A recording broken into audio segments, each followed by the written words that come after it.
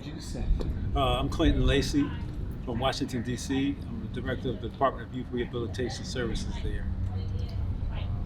Who brought you down? What you doing here? So happy to be here in San Diego, man, part of this movement of community mentors and system leaders, really reimagining what the justice system looks like here. And most importantly, incorporating the voices, the insight, the passion of community mentors, of men and women who have had shared life experiences of the youth who we're trying to reach, be it incarceration, substance abuse addiction, gang involvement, all of the things that, have been problematic in our communities and that brought us to the justice system, that those same people have a very huge impact that they can make, a voice, and really reimagining the way the justice system can be successful in helping people to redirect their lives and to make our communities safe and well. So that's what this movement is about. And we've been doing similar work in New York and in Washington, and it's growing around the country. So we're happy to be out here in San Diego to be part of a conversation that's moving the work forward. I know that our system is missing a lot of things, and how do you think that just being a mentor could serve that?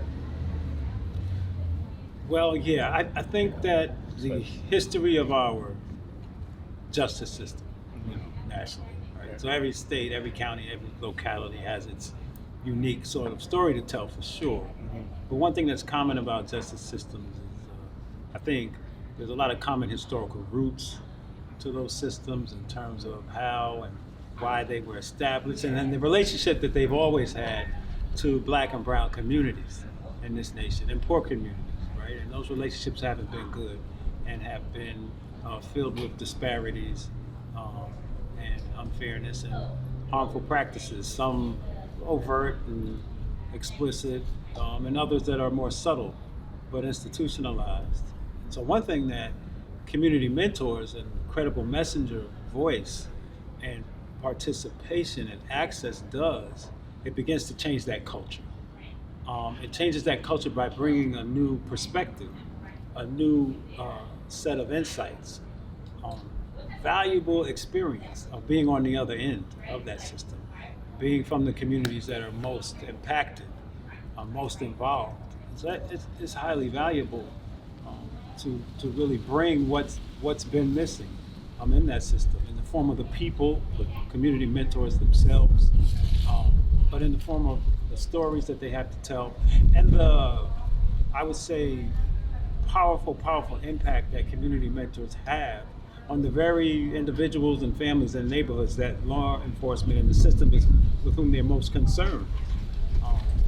So I think this movement is really showing that, and by movement I mean the process by which community mentors' voices are being incorporated and their presence is being incorporated. It's showing, I don't know if it's a new way, but we're revisiting perhaps what has been struggling to take root for generations. We're being intentional now, it seems, to bring that voice into the system and to create something different, something new, a new approach. Regarding major institutions like probation, Right. How would this positively affect just clients and people's experience, like engaging in major institutions like Right. probation? Right. Type of person. Sure. Right. For probation or jails, prisons, detention centers, Yeah, like the whole any of that. Yeah. apparatus of the justice system. When I became deputy commissioner of the probation department in New York City in 2011, and that department was, at that time, culturally, in terms of its organizational culture, very punitive and had a inclination to objectify and further criminalize those who were on probation. More of a focus on compliance with court-ordered mandates and probation mandates than emphasizing and focused on the social work and supportive services and array of opportunities and resources that people on probation would need to free themselves of the justice system and move on to be productive folks in the community. And so we inherited that culture, and it was a culture with probation officers with badges and guns and the authority to, deprive people of their liberty, to violate them and what have you. That's a great amount of power for a system to have over people.